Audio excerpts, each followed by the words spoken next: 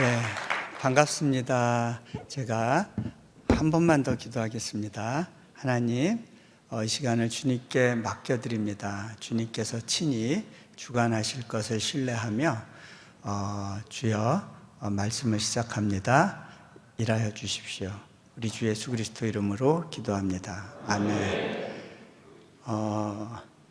오늘 읽은 본문만 가지고 이거를 강해를 해도 아마 시간이 모자랄 것 같아요. 근데 제가 오늘 요 본문에서 우리에게 주신 달란트가 뭔가, 그 달란트에 대한 이야기에 포커스를 맞춰서 그렇게 한번 전해보려고 합니다. 아마 제가 이 말씀은 다른 데서는 전해본 적이 없는 것 같아요. 근데 오늘 이렇게 차 타고 오면서 이 내용으로 도전하면 좋겠다 이런 생각이 들어서 좀 포커스를 거기에 맞춰보려고 합니다.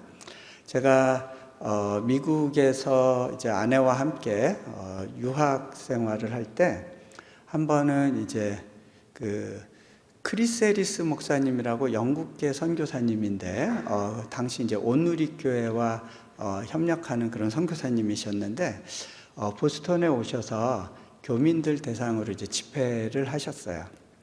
이제 이분은 이제 말씀 집회 후에 이제 기도받기 원하는 분들이 이렇게 와서 줄을 서면 뭐 다른 내용은 안 하고 그분에게 성경 구절 하나씩을 이렇게 말씀을 주셨어요. 근데 저도 아내와 함께 그 어떤 말씀이 주어질까 이제 궁금해서 그 앞에 섰던 적이 있었습니다. 그때 아내에게 주셨던 말씀이 뭐였냐면 하나님이 자기를 사랑하는 자들을 위하여 예비하신 모든 것은 눈으로 보지 못하고 귀로 듣지 못하고 사람의 마음으로 생각하지도 못하였다. 고린도전서 2장 9절에 있는 말씀을 주셨어요. 근데 아내가 왠지 이게 정확하게 마음에 와닿지 않아서 다음날 옷을 바꿔 입고 집회에 갔다가 다시 줄을 섰어요. 근데 그 목사님께서 똑같은 구절을 주실 때 그냥 깨갱하면서 이게 지금 나한테는 이해가 안 되는 말씀이지만 하나님이 주신 이유가 있겠다라고 이제 깨닫게 되고 그 말씀에 대해서 이제 궁금증을 가지며 이렇게 삶을 살아가다가 우리가 이제 선교사의 삶을 살기 시작하면서 이 은혜가 그 은혜를 이야기한 거구나라는 거를 이제 마음으로 깨닫고 고백을 한 적이 있었어요. 근데 그때 이제 저에게 주신 말씀이 뭐였냐면 고린도전서 1장 26절에서 28절인데요. 뭐 굳이 안 찾으셔도 되고요. 제가 그냥 쭉 읽겠습니다. 형제들아 너희를 부르심을 보라. 육체를 따라 지혜로운 자가 많지 아니하며 능한 자가 많지 아니하며 문벌 좋은 자가 많지 아니하도다. 그러나 하나님께서 세상의 미련한 것들을 택하사 지혜 있는 자들을 부끄럽게 하려 하시고 세상의 약한 것들을 택하사 강한 것들을 부끄럽게 하려 하시며 하나님께서 세상의 천한 것들과 멸시받는 것들과 없는 것들을 택하사 있는 것들을 폐하려 하시나니. 근데 아내는요, 제가 받은 이 말씀이 이상하다고 생각을 했어요. 왜냐하면 아내가 볼 때는 남편이 가진 게 많고 문벌도 좋다고 생각을 했거든요. 그때 이제 제가 하버드 대학교에서 박사과정을 하고 있었으니까 이게 남편하고는 전혀 맞지 않는 말씀이 그냥 주어졌다라는 생각을 했던 것 같아요. 근데 저는 그때 하나님께서 전공을 바꿔서 이제 미국 유학을 가라는 도전을 주셨고 전공을 바꾸고 보니까 제가 들어간 과정 중에서 제일 준비가 안 된 학생이었어요. 영어도 짧고 영어로 글을 쓰는 것도 너무 버겁고 힘들고 그래서 굉장히 고통스러운 시간을 보내는 중에 이 말씀이 주시는 위로가 있었어요. 약한 자를 통해서 강한 자들을 부끄럽게 하신다는 말씀이 주는 위로가 있었어요. 근데 제가 이 말씀이 이해되기 시작한 거는 결국 선교지에 나가서부터였어요. 제가 섬겨야 됐던 그룹들은 어떻게 보면 몽골 사회에서도 소망이 없고 정말 약하디 약하고 정말 아무런 소망도 없어 보이는 그런 사람들과 함께하는 시간이 있었고, 또 인도네시아에 가서도 무언가 뭐 빵빵한 후원을 받거나 아니면 정말 내노라 하는 능력 있는 분들이 와서 초기에 사역을 했던 게 아니었거든요. 어떻게 보면 다 부족하고 모자라고 약한 분들이 모여서 일을 하는 가운데 하나님께서 특별한 돌파를 계속해서 주셨던 그 여정을 보면서 그렇구나. 이 말씀대로 하나님이 사용하고 계시는구나 라는 것을 나중에 고백할 수 있는 그런 시간이 있었습니다. 오늘 제 말씀의 제목이 사역의 자원입니다. 근데 그 다음에 제가 세 가지를 넣고 싶어요. 사역의 자원으로서 우리가 가질 수 있는 것 세 가지. 많은 분들은 이렇게 생각을 할 겁니다. 사역의 자원 또는 선교의 자원, 먼저 재정이 필요할 거야. 그 다음에 인력이 필요할 거야. 그 다음에 뭐 네트워크나 뭐 전략이 필요할 거야. 이런 식으로 생각하실지 모르겠습니다. 그런데요, 제가 오늘 여러분에게 드리려고 하는 세 가지는 여러분들이 생각해 보지 못했던 것일 겁니다. 첫째는 아픔입니다. 두 번째는 결핍입니다. 세 번째는 부담입니다. 아픔, 결핍, 부담. 이게 왜 자원이 되는 거지? 어떻게 자원이 되는 거지? 여러분, 이 세상 물질 세계에서는요, 우리가 물질에서의 플러스만 보게 됩니다. 그죠? 그것을 가지고 수지가 맞춰지는가, 맞춰지지 않는가, 내가 여유가 있는가, 없는가가 이제 결정되는 것처럼 보입니다. 그런데요, 영적인 눈으로 보면요, 그 수면 밑에 또 다른 깊이의 영역들이 있습니다. 그것이 또 다른 자원인데 우리가 이 부분을 놓치는 경우가 많아요. 제가 오늘 그 부분에 대해서 다 여러분들이 이해되도록 설명할 수는 없지만 몇 가지 포인트를 좀 던져보려고 합니다. 제가 이제 선교사로의 삶에 대해서 이제 유학 시절에 이제 헌신을 하고 제 삶의 인연을 드리겠다고 하고 이제 처음 사역지로 정한 곳이 몽골이었습니다. 몽골로 들어갈 때 제가 봐도 저는 정말 준비가 안 된 선교사였습니다. 저는 그냥 교회 생활만 했어요. 선교 훈련 받아본 적도 없었고요. 신학교에서 공부한 적도 없었고요. 뭔가 체계적인 준비가 없는 상황에서 몽골에 들어가야 됐고, 거기서 대학교 교수로서, 그리고 막 개척한 교회의 목회자로 그렇게 섬겨야 했습니다. 저는 재정 후원도 준비를 하지 못했어요. 왜 그랬냐면 하나님께서 이 물가가 비싼 보스턴 땅에서도 우리 가정을 먹이고 입히셨는데 몽골 땅에서 하나님의 일을 하면서 굶을 걱정을 한다는 게 하나님께 너무 죄송한 거예요. 그래서 하나님, 저는 하나님이 주신 것만 가지고 살아볼게요.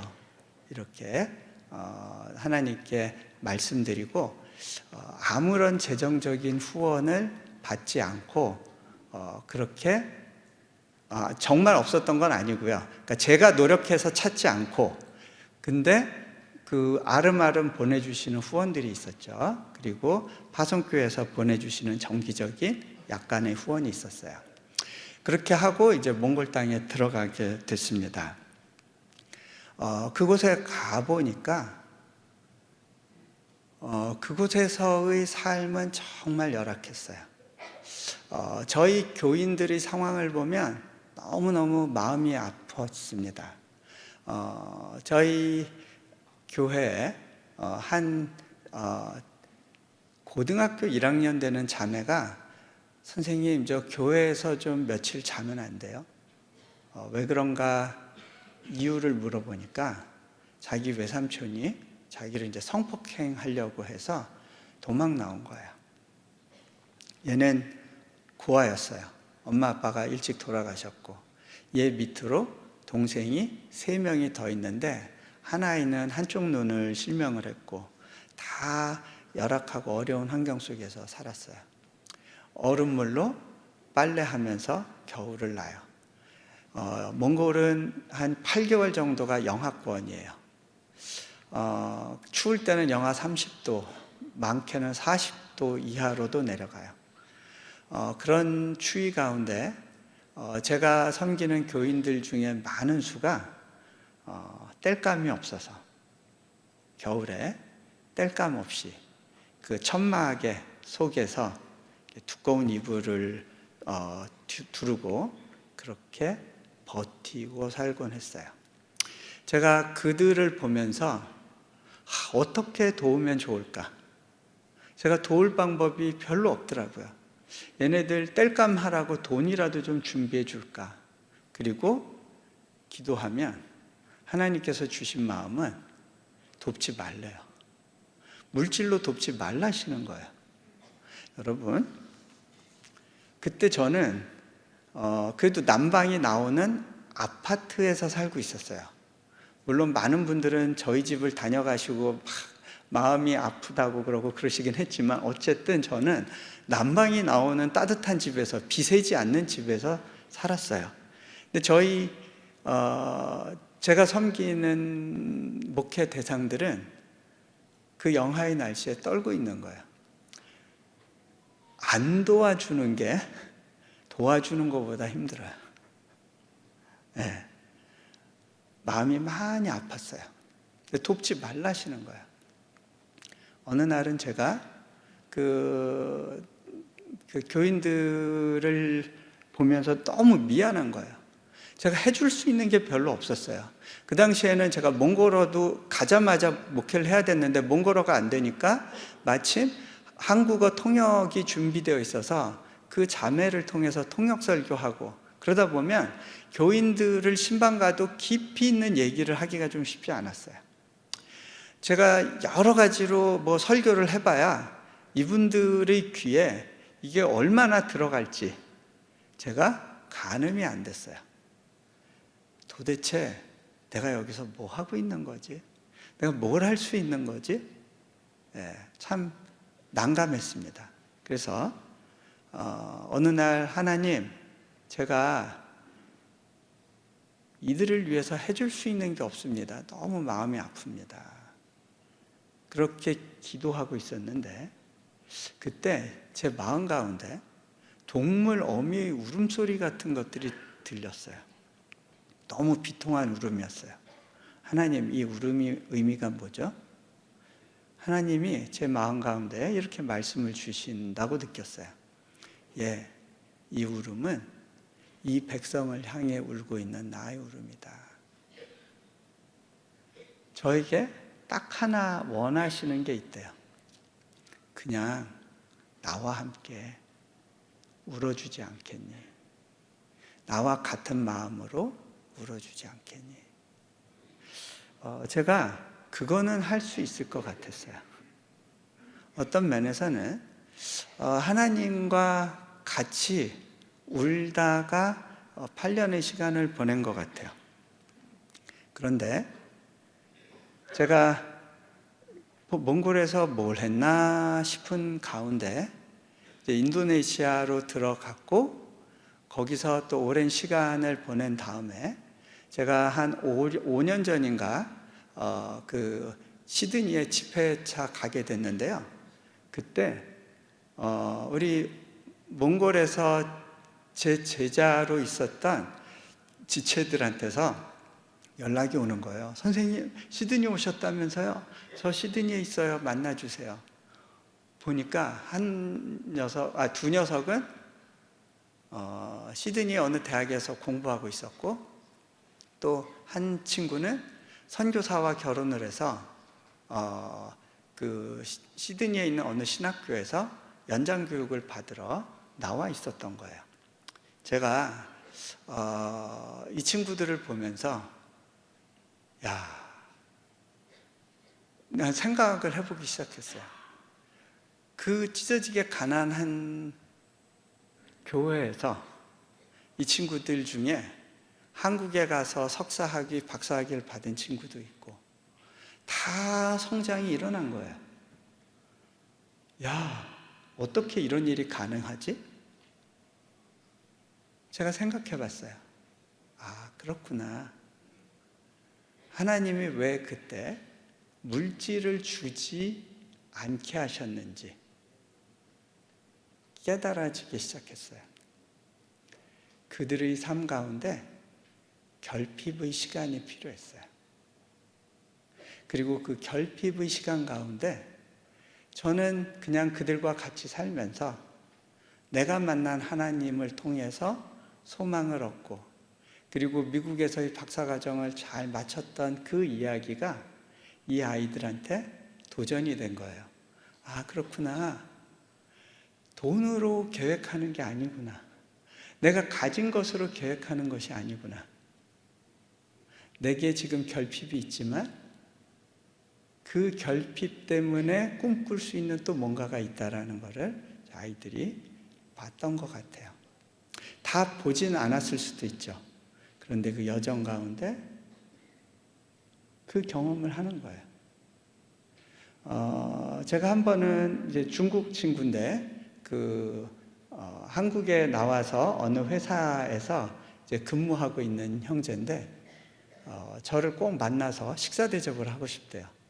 갔더니 굉장히 좋은 중국집에서 식사 대접을 하려고 하는데, 나 짜장면 한 그릇이면 되지, 이런 요리 필요 없는데 왜 굳이 여기서 나를 보자고 했니? 물어봤더니, 선생님, 꼭 한 번은 제가 이 식사를 대접하고 싶었어요. 그게 뭔데? 왜 그랬는데, 선생님은 기억하시지 못할지 모르지만 선생님이 우리 중국 아이들, 유학생들을 데리고 한 호텔에서 식사를 사주셨어요. 근데 그때 사주셨던 식사가 제 인생에서 가장 기억에 남는 가장 맛있는 식사였어요. 어떻게 보면 제 인생 가운데 제일 힘들고 어려운 시기를 지나고 있었는데 그때가 저에게 있어서는 가장 소중한 시간이었어요. 그리고 선생님이 그때 해주신 그 말씀을 저는 아직도 기억하고 있어요. 내가 뭐라고 했는데, 그랬더니 얘들아, 니들이 나한테 뭔가 보상하려고 하지만 나중에라도 너희들이 누군가에게 무언가를 베풀 때 대가를 바라지 않고 할 수 있었으면 좋겠다. 그것이 너희 인생의 복이 될 거야. 그런 이야기를 나눠준 적이 있는데 그 말씀을 지금도 기억하면서 실천하려고 애쓰고 있다는 그런 이야기를 하더라고요.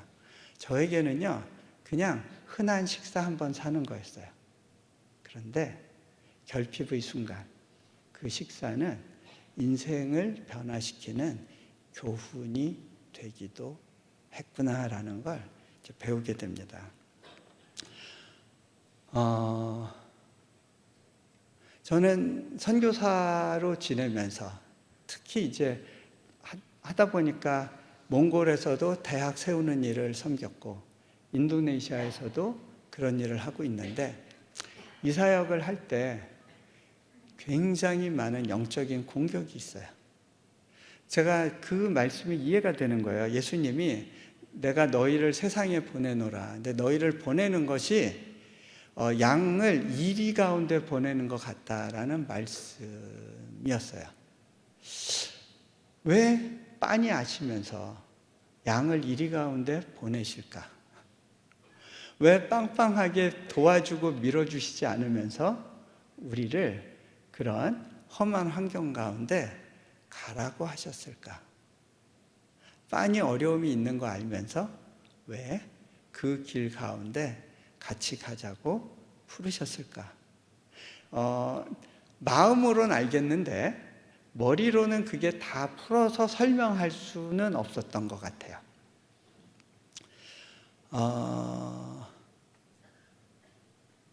여러분들은 하나님이 왜 그러시는 것 같으세요? 왜 기도해도 해결되지 않고 오래오래 끄는 그런 시간들이 필요할까요?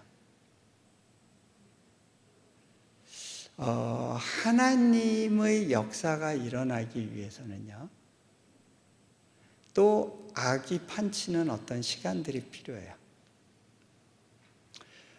하나님이 모세를 불러서 이집트에 있는 그 이스라엘 백성들을 구원하시기 위해서는요, 그 바로의 악이 분량만큼 차야 되는 거고요.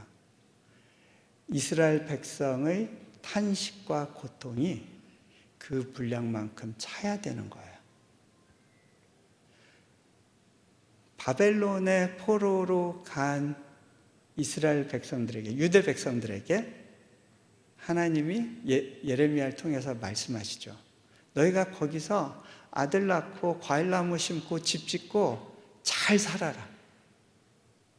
슬퍼하지 말고 잘 살아라. 그게 나의 뜻이다. 언제까지? 하나님의 분량이 찰 때까지. 하나님이 일하시는 타이밍 가운데는요, 고통과 탄식의 계좌가 그 분량이 차야 되는 경우가 있어요. 그리고 그 분량이 차야지만 변화되는 우리의 성품이 있어요. 저는 그래서 깨달았죠. 하나님께서 이 과정 가운데 관심 있으신 건 내가 돌보는 양들이 아니라 나 자신의 성장이구나. 제가 또 한 가지 이야기해 드릴게요. 아픔이 어떻게 사명이 되는지. 제가 시베리아에 이제 사역차 나갈 일들이 좀 있었는데, 그러다가 치타에 있는 어느 치타 공화국을 가게 됐어요. 거기는 시베리아 한복판에 있으면서 스탈린과 레닌이 유배당했던 그런 아주 외진 그런 지역이에요. 거기에 교회가 하나 있는데 예수 십자가 승리교회인가? 지금 제가 이름이 정확히 기억이 안 나는데 그 교회가 시베리아 전역에서 아주 유명했어요. 시베리아 가는 곳곳마다 제가 치타에 간다고 했을 때 그 교회를 방문하라는 이야기를 들었는데, 마침 몽골 국제대학교를 졸업한 한 자매가 거기에서 이제 담임 목사님 세크리터리를 하면서 대외관계 업무를 보고 있었어요. 그래서 그 자매하고 연락해서 저희가 딱 이틀 있는데 그 중에 하루 시간을 내서 담임 목사님을 좀 만났으면 좋겠다 하고 갔는데, 담임 목사님은 출장 중이고 다음날 만나는 걸로 이제 약속이 잡혔고요. 그 전날 거기 어느 사역자들 기도 모임에 초대받아서 같이 기도하는 시간이 있었어요. 그런데 그 중에 한 형제가 일어나서 이런 이야기를 했습니다. 저는 원래 감옥에서 수감 생활을 했던 사람입니다. 그런데 지금은 나와서 교도소를 다니면서 죄수들을 상대로 복음 전하는 일을 하고 있습니다. 처음에는 제가 아무리 교도소 문을 노크하려고 해도 교회 관련된 사람들에게는 결코 문을 열어주려고 하지 않았습니다. 그런데 그 시베리아 지역에 계속해서 죄수들은 교도소에 넘치는데 어떤 방안도 없고 대책도 없는 가운데 어느 교도소에서 너희들이라도 와서 해보고 싶은 걸 해봐라 하고 문을 열어주고 죄수들을 모아서 이야기할 수 있는 시간을 주었습니다. 그런데 마침 그 교도소는 제가 복역한 적이 있었던 교도소였습니다. 그래서 저는 그분들 막 시끄럽게 막 웅성웅성 하고 있는 죄수들을 향해서 이렇게 외쳤습니다. 저는 여기 감옥 출신입니다. 제 방번호 몇 번이었고 죄수 번호 몇 번이었습니다. 그런데 저는 지금 그 교도소를 다니면서 죄수들을 상대로 사역을 하려고 하는 사람입니다. 여러분, 어떤 이유 때문에 제가 변화된 삶을 살게 되었는지 궁금하세요? 하고 물었습니다. 그때 거기에 있었던 많은 죄인들이 소리치면서 계속해 하더래요. 그래가지고 이분이 한 40분 정도 자신의 인생 간증을 했는데 그 교도소의 분위기가 숙연해졌답니다. 그 죄수들의 눈빛과 행동에서 변화가 감지되니까 교도소 소장이 계속 와달라는 요청을 했고 그 소문이 나면서 다른 교도소에서도 문을 열고 지금 사역이 막 일어나고 있는데 지금 제가 시간적으로 감당이 안 됩니다. 저를 위해서 기도해 주세요. 결국 그분의 아픈 과거를 하나님이 사용하신 거예요. 제가 그 이야기를 듣고 있는데 또 한 분이 이런 이야기를 합니다. 저는 마약 중독자 출신입니다. 저는 지금 마약 갱생원에서 마약 중독자들을 돕고 있습니다. 저는 어머니의 기도가 아니었으면 결코 지금과 같은 삶은커녕 이미 길거리에서 죽었을 겁니다. 제가 마약 중독자를 섬기는 일이 결코 쉬운 일은 아닙니다. 저에게 기도가 많이 필요합니다. 이런 고백을 하는 거예요. 제가 그때 그 사역자들의 면면을 보면서 이 교회가 갖고 있는 사역의 비밀이 있구나. 뭔가 알 것 같았어요. 하지만 성령님께서 그거를 확인시켜 주기를 이제 바라는 마음으로 기도를 했고요. 다음 날 담임 목사님을 만났을 때 시간이 많지 않을 것 같아서 단도직입적으로 물었어요.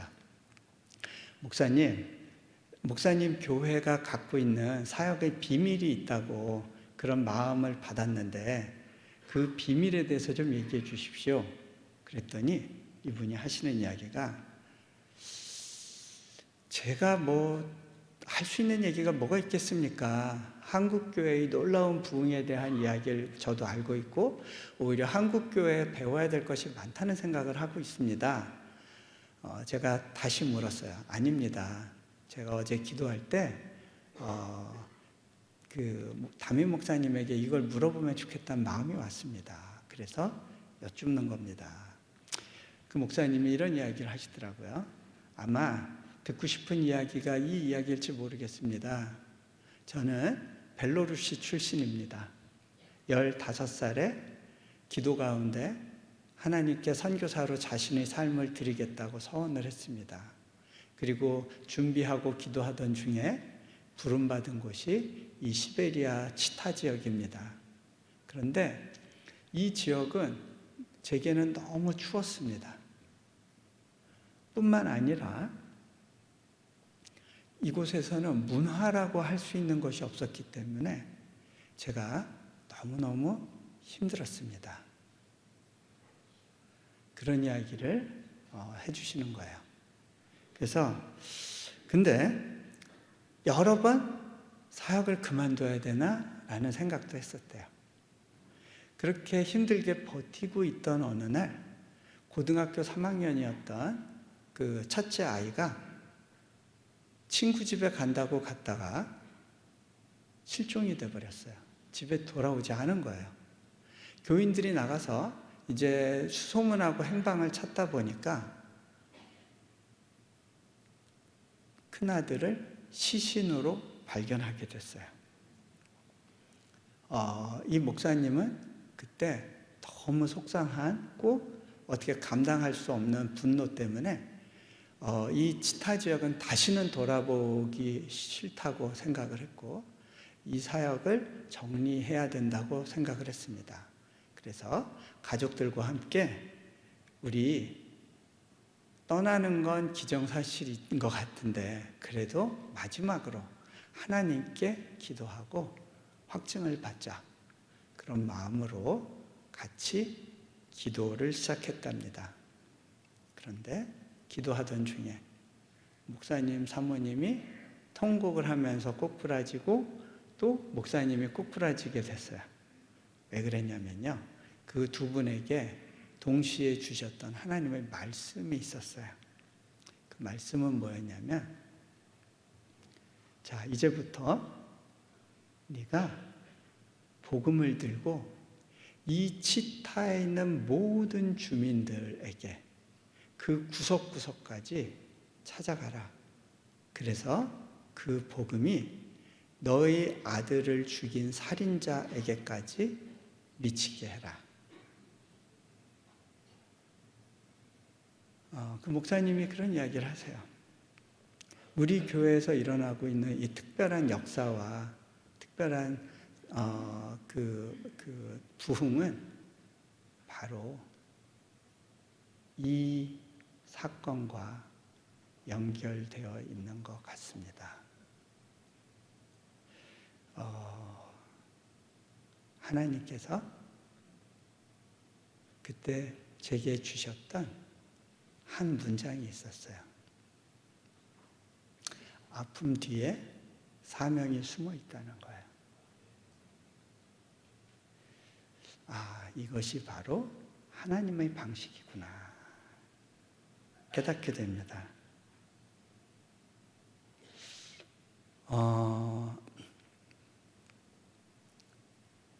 오늘 말씀에 보면요, 그 달란트 비유가 나오죠. 근데 이 달란트 비유에서 우리가 자칫 놓치는 부분이 하나 있어요. 그건 뭐냐면, 그 현대의 많은 이제 요 본문을 해석하시는 분들은 어떤 관점에서 이 달란트 비유를 해석하냐면, 달란트 비유에서 1달란트, 2달란트, 5달란트 나눠 받았을 때 이 1달란트 받은 사람이 이 1달란트를 묻어둔 이유는 주인이 자기를 차별한다고 생각해서다라고 보는 거예요. 자기가 공평하게 받지 못했다고 생각하고 그것 때문에 화가 나서 주인에 대해서 속상한 마음을 갖고 있었고, 그래서 1달란트를 묻어둔 거다, 이렇게 보는 거죠. 그런데요, 여기서 한 가지 놓치는 부분이 있어요. 여러분, 1달란트는요, 금 1달란트는 어마어마하게 큰 재정이에요. 그거를 오늘날의 화폐 가치로 대략 환산하면 적게는 13억 원, 많게는 16억 원 정도예요. 어마어마한 재정입니다. 근데 그 재정을 적다고 볼 수가 없죠. 그때 예수님의 이야기를 듣던 많은 사람들은 서민이었어요. 1달란트? 꿈꿀 수 없을 정도로 많은 재정인 거예요. 그런데 이 재정을 주인이 맡겨준 거예요. 이거는 1달란트라고 해서 적은 재정이 아닌 거예요. 이거는 너무너무 부담스러운 재정이에요. 당시에 이제 그 그리스 문화권에서는 노예들에게 이렇게 주인의 재산을 빌려주고 이걸 가지고 장사하게 하는 그러한 문화적인 관습이 있었어요. 근데 그때 노예들이 많이 받는다고 좋아하는 것이 아니었어요. 왜? 그 부담이거든요. 그러다 손실 나면 주인한테 너무 미안한 상황이거든요. 그런데 이 달란트를 주인이 맡긴 이유가 뭘까요? 세상에서의 주인은요, 그걸 가지고 장사해서 내 재산을 늘려라 라는 게 목표예요. 그렇지만 예수님의 방식은 뭐냐면 거기서 나온 재산을 다시 그 종들에게 주는 거예요. 종들에게 그 재산을 맡긴 이유는 자신의 부를 늘리기 위해서가 아니라 내가 먼 나라에 가서 왕위를 받아가지고 돌아오면 이 나라를 다스려야 되는데 이 나라를 함께 다스릴 공동 통치자를 세워야 되는데 종들에게 그 달란트라는 그거를 탤런트 그러면 뭔가 재능이라고 생각할 수 있는데 원래의 이 비유에 있어서의 의미는 부담이에요. 이 부담을 지워주는 이유는 뭐냐면 그걸 통해서 성장하라는 거예요. 누구로? 예수님과 함께 이 땅을 다스릴 통치자로 성장하라는 거예요. 그런데 이 한 달란트 받은 사람은 그 재정을 가지고 그렇게 할 자신이 없었던 거예요. 2달란트하고 5달란트 받은 사람이 잘한 게 있어요. 즉시 가서 그 부담을 가지고 장사를 해서 무언가 만들어내려고 노력하기 시작한 거예요. 그런데 이 1달란트 받은 사람은 그 부담이 너무 버거웠어요. 그래서 손해보지 않는 방법, 땅에 묻어두는 그 당시에 가장 흔한 재물 보관 방법을 택해요. 자, 제가 인도네시아에 가서 이제 사역을 하면서 좀 이해 안 되는 시간들을 지나야 됐어요. 하나님께서 제가 몽골에서 사역 잘하고 있었는데 너 거기서 사역 그만둬라 그런 마음을 주셨을 때 제가 예 알겠습니다 순종하고 그만뒀어요. 그때까지 그 인세가 많이 나왔고요. 그 책 인세를 가지고 사역을 쭉 하고 있었는데 또 하나님께서 남은 것까지도 거기에 다 두고 와라 그런 마음을 주셨어요. 그래서 다른 사역지 가면 초기 투자금이 필요할 텐데 라는 생각이 있었지만 또 다 그 땅에 두고 그리고 빈몸으로 나왔어요. 하나님께서 인도네시아 사역에 대해서 보여주셨어요. 실은요 제가 그 시기에 인도네시아 사역을 놓고 기도할 때 미국의 어느 집회에서 김하중 장로님을 만난 적이 있어요. 네, 그 김하중 장로님이 제가 그때 저를 위해서 누가 좀 기도해 주시면 좋겠어요 하고 강사분들한테 이야기했는데 이분이 이제 숙소로 들어가셔서 기도하시고 오후에 딱 이제 저한테 나오셔서 그런 몇 가지를 이제 물어보시는 거예요. 선교사님 사역 정리하시는가 봐요. 그래서 예, 실은 하나님께서 몽골 사역 떠나라고 하셨어요. 새로운 곳으로 보내신다고 하시네요. 네. 실은 제가 인도네시아로의 부르심을 놓고 기도하고 있었어요. 그랬더니 그곳에서 도울 사람들을 만날 거라고. 그런데 혹시 몸에 아픈 부분이 없네요. 실은 췌장에 혹이 있는 게 발견돼서 이거 놓고 기도하고 있어요. 그때 많이 아플 텐데 몸을 잘 보호하라라는 그런 말씀을 주신다고. 그러고 이렇게 딱 그 기도 편지를 주셨거든요. 근데 그게 정말 그 일대로 됐어요. 예, 그거에 대해서는 이제 또 다른 이야기니까 여기선 더 할 수 없을 것 같고요. 어쨌든 제가 인도네시아에 부르심을 받고 갔으면 하나님이 뭔가 팍팍팍 길을 열어주셔야 되잖아요. 나름대로는 특별한 순종을 하고 또 한 번의 헌신 가운데 그곳에 갔는데, 그런데요, 그때 저희 집에 아이가 한 명 또 태어났고 그래서 아이가 넷이 된 상황에서 뭐 사방으로 우겨싸임을 당하는 느낌이었어요. 세계 최대의 무슬림들이 모여 사는 국가, 그곳에서 선교를 꿈꾸는 대학을 세우는 것, 그게 가능하겠어요? 대한민국에서도 어려운데 거기다 외국인에 대해서는 굉장히 많은 규제가 있는 나라, 저는 제 비자를 만들어낼 수도 없는 상황이었고요. 그래서 메뚜기 신세를 하면서 제가 할 수 있는 거가 너무 없다는 생각을 했어요. 그곳에 계신 선교사님이나 큰 교회 목사님들에게 대학 사역을 위해서 왔다고 했을 때 다들 불쌍한 눈으로 저를 보셨고, 그 의미가 무엇인지는 몇 개월 지나서 제가 확인할 수 있었어요. 여기선 정말 아무것도 안 되겠구나 라고 생각되는 그런 시간을 지나야 됐고요. 도와주겠다고 하는 사람도 없었어요. 그리고 도움을 요청할 수 있는 방법도 없었어요. 외부로 우리 사역에 대해서 막 이야기하고 다닐 수 있는 상황도 아니었고요. 예, 그런 가운데 오랜 결핍의 시간을 지나야 됐고 무거운 부담을 지면서 가야 됐어요. 학교 건축 허가가 나와서 이제 건물을 지어야 되는데, 이제 대학 건물이니까 좀 규모 있게 지어야 되잖아요. 첫 대학 건물을 짓는데 들어가야 될 재정이 한 50억 원 정도였어요.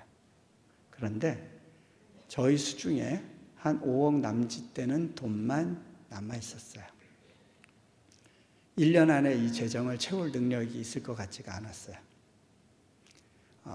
근데 기도하면 하나님은 가라시는 거예요. 그 길을 가라세요. 제가 보면 이거 자살행위인데 근데 하나님이 가라신다는 확신이 들었을 때 모르겠다, 망하지 뭐, 그러고 그 길을 가기로 했습니다. 제가 이렇게 췌장 수술하고 나서 이게 회복이 안 되고 후유증이 생기는 바람에 영영 인도네시아에 못 돌아올 것 같은 상황도 있었어요. 근데 그 시간을 지나면서 하나님이 제게 주셨던 도전이 있었어요. 제가 하나님께 이런 고백을 했습니다. 주님, 저는 여기에서 성공을 위해서 있지 않겠습니다. 저의 관심은 무언가를 이루는 것이 아닙니다. 그저 이곳에서 계속적으로 하나님을 경험하며 동행하는 것으로 충분합니다. 주님이 나와 함께 해주시는 것, 그것만으로 충분합니다. 그 고백을 했기 때문에 겁없이 갈 수 있었던 것 같아요. 근데요, 불안해지는 시간도 있습니다. 제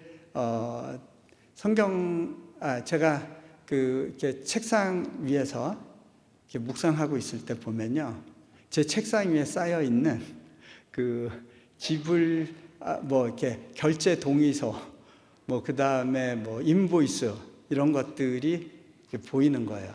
당장 이번 달까지 결제해줘야 되는 비용들이 있어요. 우리 사역자들은 제 책상 위에까지만 갖다 놓으면 이 사람들은 편하게 지낼 수 있죠. 근데 이제 저는 이걸 갖고 씨름해야 돼요. 하나님, 이거 어떻게 하실 거예요?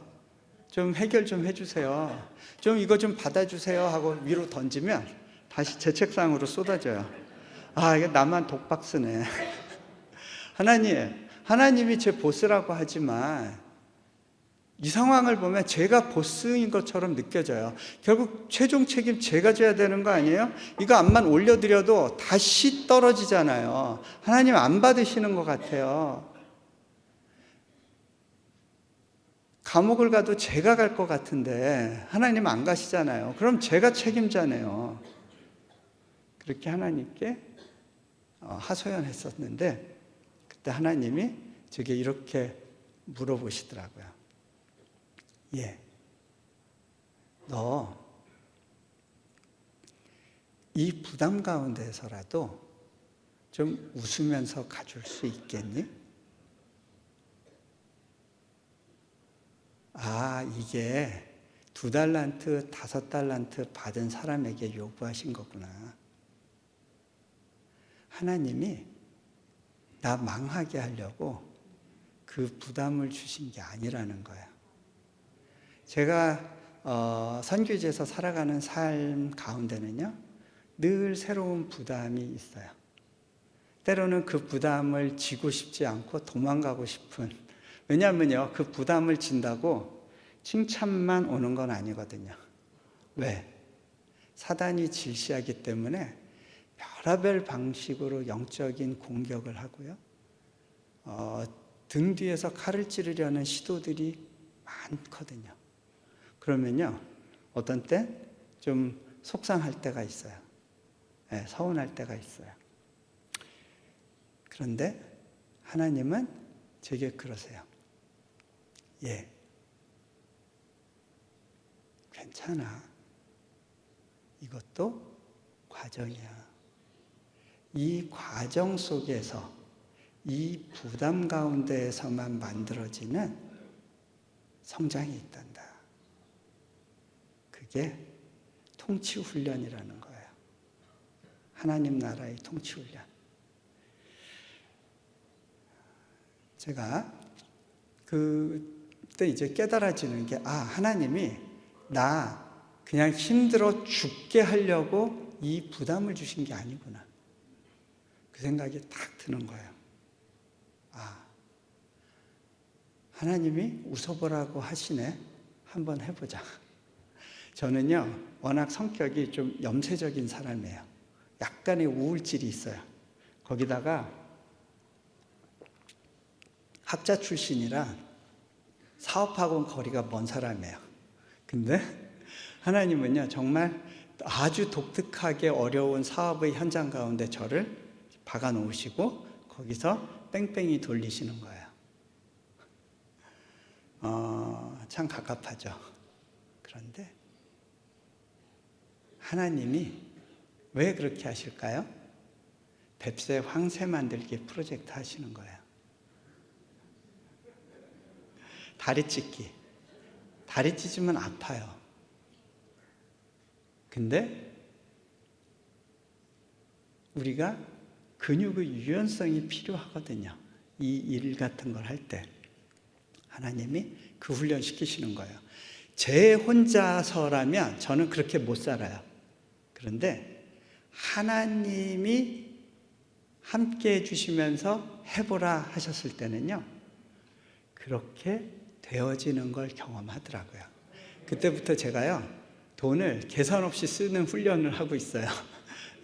그러다 보니까 그렇구나. 1,000만 원 모자랄 때는 굶는데 10억 모자랄 때는 굶지 않는구나. 그걸 배우게 돼요. 그 고비고비 건축이 이루어지고 사역이 만들어져 가는 것을 이제 경험합니다.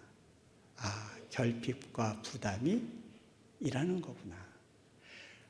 지금 일어나고 있는 사역에 대해서 간단하게 우리가 좀 영상을 통해서 한번 좀 같이 보시면 좋겠고요.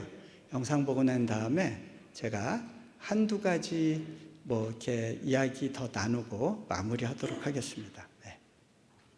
잠깐 보시죠. 세계 최대 무슬림 국가인 인도네시아를 향한 하나님의 계획, 이 땅을 변화시킬 크리스천 리더를 세우기 위해 하나님은 자카르타 국제대학교를 세우셨습니다. 그리고 이 대학에 특별한 학생들을 보내주고 계십니다. My name is Nurmari Fiani. I am 22 years old. Now I study at JIU and I'm glad to study at JIU. I live in Tanjung Priuk. My village is near from railways. We only have one room. We do anything in that room. I didn't go to school. My mother said that you can learn Sunday school. I still pray that I want to go to school like my friends. God helps me by my school.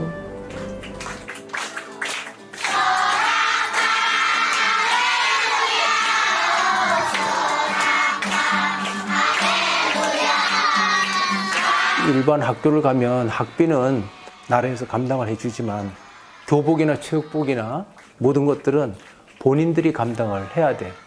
아예 학교를 안 가버리고 많은 애들이에요. 그 아이들이 공부를 할 수 있는 환경을 마련해 줬죠. 2학년이 됐을 때 저를 만나게 된 거예요. 정말 먹고 살기가 힘든 이제 그런 집안의 상이었습니다. 그럼에도 불구하고 눈이 반짝거리고 열심으로 공부하고 열심으로 학교를 나오는 그 아이의 이렇게 상황을 보면서 누르마를 계속 이렇게 돕게 됐죠. 학년이 올라갈수록 앞서가는 것을 보게 됐어요. 고등학교 2학년, 3학년 됐을 때는 아주 탑 클래스에서 공부를 하게 됐고요. 이제 고등학교 졸업 무렵에 이제 대학 갈 준비를 해야지 그랬더니 아무래도 자기는 대학을 못 갈 것 같다는 거예요. 그래서 돈을 벌러 가야 되겠다는 거예요. My mom pushed me to just do your work. Don't study too much. Just work, work, work. But Pastor Choi said, you will earn many things in the future if you study right now. Don't worry with the money. Just study hard and pray to God, so I will help you. 그리고 저는 그때 이용규 선교사님이 설립한 자카르타 국제대학이 있다는 사실을 알게 돼서 JIU에서 많은 부분을 장학금으로 지급을 해주고 있기 때문에 그런 부분은 너무나 저에게도 짐을 덜었고 또 감사한 일이죠. 네.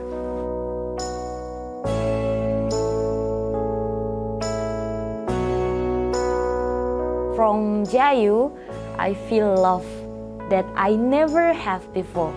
Love of God that represent to the lecturer, the founder. I thought this is the God's love. JIU에 다니면서 이렇게 지켜보니까 누르마에게는 큰 복이다.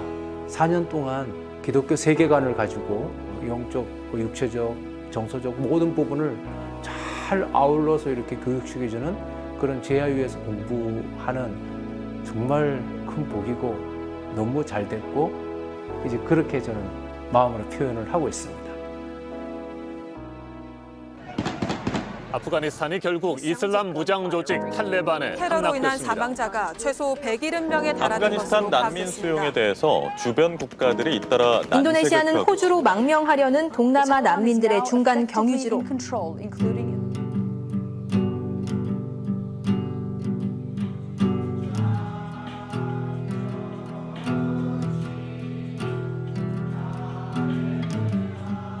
My name is Samuel. I'm from Afghanistan. I'm a refugee in Indonesia. I am a student in JIU. I'm a sophomore. Actually, me and my family became Christian in Indonesia. My dad's friend came, we got introduced. First, my father read the Bible, and he invited me and my sister, my mother, and then we became Christian. We got baptized. Our belief, our faith really improved. We have a community of Afghani believers. He invites to his own. We have like a home church. That's how I met my pastor. 인도네시아에 있는 아프가니스탄의 난민들이 12,000여 명이 있고 도움을 받지 못하고 있는 난민들 한 4,000여 명을 좀 섬기고 있습니다. 이 난민들에게 경제활동을 금지하고 있습니다. 단지 그냥 난민증만 받고 있는데 정식 교육 혜택을 못 받고 있는 거죠. 뭐 다른 일을 할 수 없는 그런 환경에 있었는데 마침 그때 JIU에 계시는 이용규 선교사님과 연결되셔가지고 개종한 청년들이 어떤 교육 혜택을 받지 못하고 있다라고 했더니 우리 학생들을 받아주셨습니다. And when I heard that, at first I didn't believe. I thought it's impossible almost because I'm a refugee. I become really happy, my parents become really happy because my time will not be wasted anymore in Indonesia. Maybe words cannot explain how I feel, how grateful I am. We are really happy and blessed.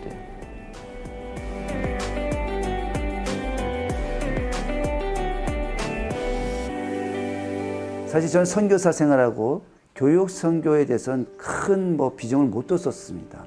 그런데 이 사무엘과 또 그 학생들이 제야에 들어가서 변화되기 시작했습니다. 이 학생들이 태어나면서부터 난민이고 또 지금도 여기 와서 난민 생활을 하다 보니까 굉장히 자기들밖에 몰랐어요. 어떤 남을 배려하거나 사랑을 나눈다거나 굉장히 가르치기도 쉽지 않았었습니다. 이들이 학교에 가면서 공동체 생활을 하다 보니까 남을 배려하는 것도 배우고 규칙을 지키는 법도 배우고 다른 우리 개종한 사람들이 본이 되게끔 너무나 성숙된 모습을 변화된 겁니다. 그 모습을 통해서 참 교육, 특히 학교가 이렇게 선교에도 중요한 역할을 분명히 하고 있다는 것을 우리 두 학생의 변화를 통해서 제가 알게 됐습니다. GIU really helped improve my discipline. If we pray before starting the class, we gather, we worship together, all the students. I really feel the presence of Holy Spirit when I do that. So the most beautiful thing that I see, everyone is close like a family here. Lecturer is close with a student as a brother or sister. Yeah, friends with friends, girl and boy, as I'm from different country, but they treat me like they treat their people. 그 나라의 소망인 이 청년들이 그 학교를 통해서 더 제대로 세워줄 수 있게끔 큰 역할을 했으면 감사하겠고요. کاری که جی‌آی‌یو انجام میده برای ادویکیشن مهاجرین یا برای دخترای افغانستانی که کار خیلی کلان است و ما با زبان نمیتونیم اون را تشکر کنیم. فقط 기독교 세계관을 가지고 정말 인도네시아의 아주 깊은 곳에 도움을 줄 그런 대학으로 하나님이 세우셨다. 반드시 그런 대학이 되겠다. 이제 그런 생각을 합니다. I feel the responsibility that I have to help other people that are in the position of me right now. So I want to be also like them one day.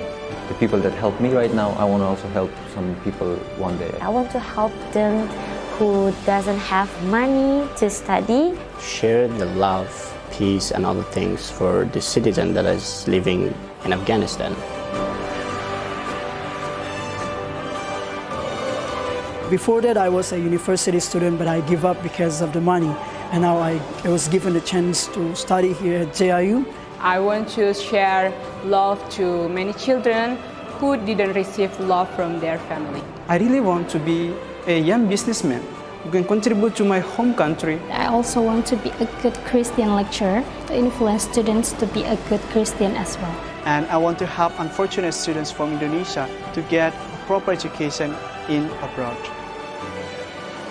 세상의 논리로는 성공하기 어렵고 시작할 수조차 없는 학교임에도 불구하고 우리가 이 사역을 계속해 가야 하는 이유는 하나님께서 이들을 열방의 복이 되도록 이미 작정하셨기 때문입니다.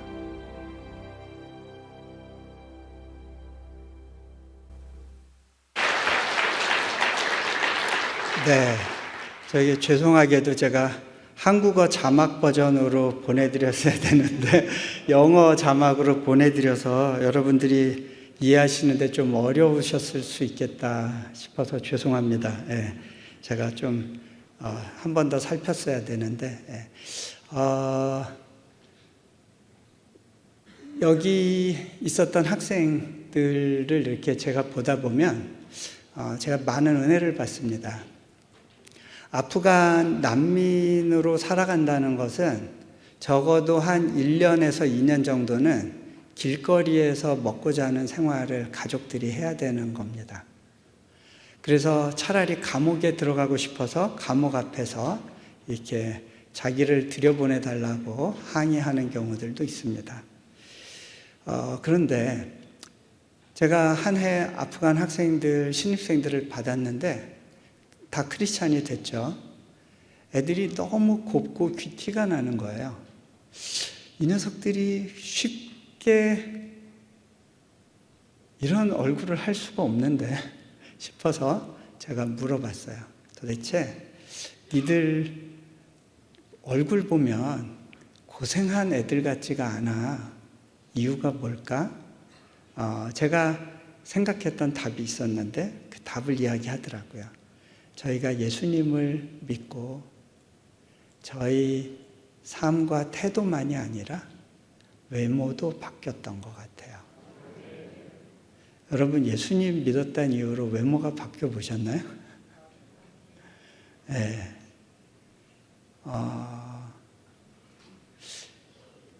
저희 학교에 온 아프간 학생 중에 한 명은 물론 크리스찬이 되긴 했지만 눈이 이렇게 올라간 아주 매서운 아이였어요.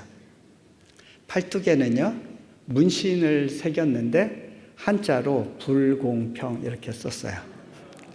근데 제가 이렇게 보면서 제가 저렇게 고백할 만하다 라는 생각을 했어요. 왜 그러냐면 이 아이는 아프간에 있었을 때 유복한 환경에서 레슬링 국가대표가 되기 위해서 열심히 훈련하던 중학생이었어요. 그런데 그 형이 대사관에서 근무하다가 미국 대사관에서 근무하다가 탈레반의 습격을 받고 암살돼요. 그리고 나니까 가족들이 아이들의 안전을 지키기 위해서 아이들 둘을 이제 인도네시아로 미립국시키게 됩니다. 그리고 나서 얼마 있다가 이 부모들도 탈레반에 의해서 암살당합니다. 이 아이는 남의 나라에서 천혜의 고아가 돼서 길거리에서 오늘은 뭘 할까? 내일은 무슨 일을 해야 할까? 그 고민 가운데 하루하루를 의미 없이 보냈기 때문에 그 안에 깊은 분노가 있었어요. 이 학생을 관찰해 보니까 한 1년쯤 지났을 때 이렇게 올라갔던 눈이 이렇게 내려갔어요. 아이가 너무 순해지고 편안해졌는데 그러던 어느 날 이제 캐나다로 이제 입국이 받아들여졌다고 그래서 급하게 이제 보호 격리 시설로 들어가야 된다는 거예요. 급하게 저를 찾아왔어요. 제가 그 학생에게 이렇게 질문을 했습니다. 너희 그 인생 선언 불공평 아직도 유효한 선언이니? 하고 제가 물어봤어요. 그랬더니 아이가 피식 웃으면서 선생님, 저는 부모를 잃고 제 인생이 너무 소망 없고 의미 없고 버거웠어요. 그런데 놀랍게도 저는 여기서 새로운 많은 부모님들을 만나게 됐어요. 선생님도 그 중에 한 분이세요. 제가 아이한테 이야기했어요. 그래. 근데 있잖아. 너 인생에서 정말 불공평한 사실 하나 얘기해 줄까? 그건 말이지. 죄는 네가 졌는데 예수님이 너 대신에 죽으셔야 됐다는 사실이야. 죄 없는 그분이 모든 죄를 뒤집어 쓰셨지. 너 이것처럼 불공평한 일이 네 인생에 있을까? 그리고 수많은 사람들이 아프간에서 살면서 예수님을 모르지만 너에게는 예수님을 믿을 수 있는 기회가 주어졌어. 그리고 있잖아, 네 인생에서 네가 원하고 기도했던 것도 아닌데 하나님이 너 하나 교육시키겠다고 이곳에 학교를 세워주셨잖아. 얼마나 많은 선교사들이 자신의 인생의 길을 포기하고 이곳에 들어와서 헌신하고 희생해야 되는지 아니? 얼마나 많은 재정이 너 하나 교육시키겠다고 부어졌는지 아니?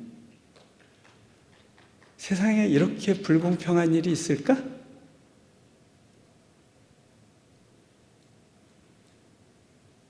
그리고 있잖아. 내가 너를 위해서 준비한 선물이 있는데 이것도 알고 보면 불공평한 거야. 네가 요청한 게 아니잖아.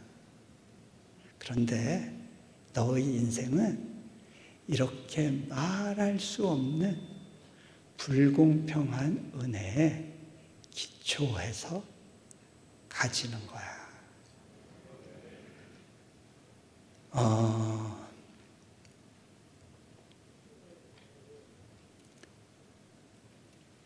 돌아보면 하나님께서 참 놀라운 방식으로 제 인생을 설계하셨구나. 이것도 말할 수 없는 불공평이구나 라는 생각을 할 때가 있습니다. 아까 기도하시던 장로님께서 아펜젤로 목사님 이야기를 하셨는데, 저는 아펜젤로 목사님이 세우신 배제고등학교 101회 졸업하면서 마음속으로 도대체 왜 하나님께서는 나를 이 학교의 101회 졸업생이 되게 하셨을까? 그런데요, 제가 지난해 여름에 우리 학교 학생들 단기팀을 데리고 이제 돌다가 숭실대학교 기독교 박물관에 갔을 때 한국에 처음 들어온 선교사 3명, 알렌, 아펜젤러, 언더우드 3명의 이름이 있었어요. 제가 그 이야기를 했어요. 얘들아, 내가 이 아펜젤러 선교사님이 세운 학교 101회 졸업생이었는데 생각해 보니까 우리 학교를 세웠던 그분의 삶을 내가 뒤따라서 살아가고 있다는 걸 알게 됐어. 그 이야기는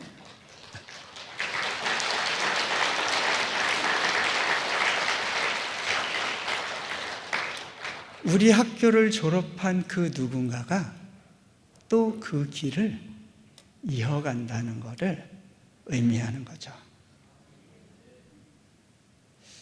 하나님께서는요, 큰 그림 가운데 무언가를 만들어 가세요.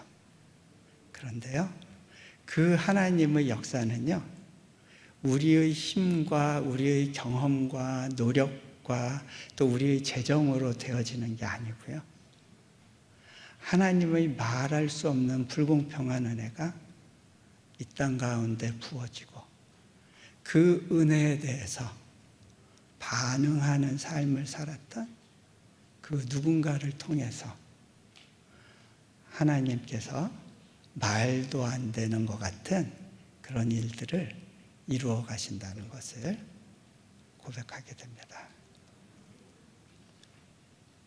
그 일 가운데 여러분이 경험한 아픔과 여러분이 겪고 있는 결핍과 여러분이 지고 있는 부담이 하나님이 여러분에게 맡겨주신 특별한 사역의 자원이란 사실을 기억하시면 좋겠습니다. 같이 기도합니다. 눈을 감으시고요.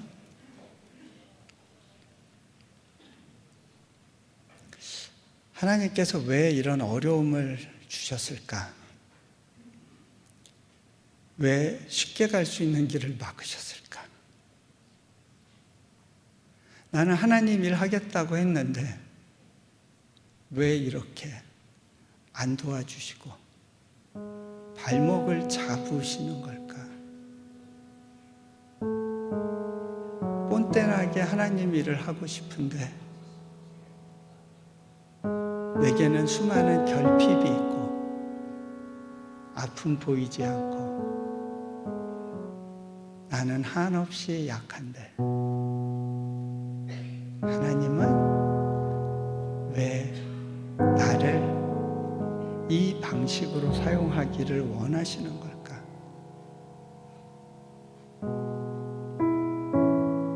때로는 다 이해되지 않습니다. 내게 맡겨주신 그 달란트가 너무 부담스럽습니다.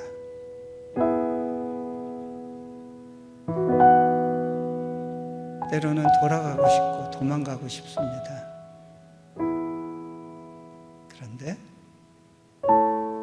주님께서 여러분에게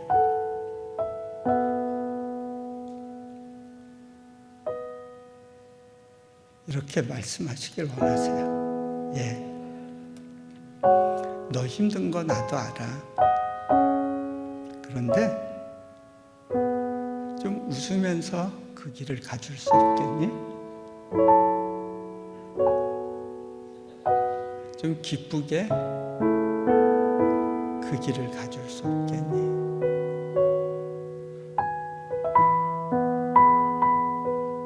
우리가 없어도 괜찮아요. 약해도 괜찮아요. 가진 조건이 미약해도 괜찮아요. 주님의 그 놀라운 구원의 역사는 그곳에서 더 빛날 것이기 때문에 그래요. 여러분의 그 약함과 아픔과 결핍 그리고 부담으로 주님 앞에서 믿음의 반응이 일어나기를 축복합니다. 하나님 감사합니다. 우리에게 허락하신 그 어떤 것도 버릴 것이 없음을 고백합니다. 이 모든 것들이 나를 통치자로 주님과 공동으로 이 땅을 다스릴 자로 성전의 기둥으로 자라게 하시는 과정임을 고백합니다. 이 삶의 여정에서 주님의 뜻이 온전히 일어나기를 소망하고 또 이 가운데 축복합니다. 우리 주 예수 그리스도 이름으로 기도합니다.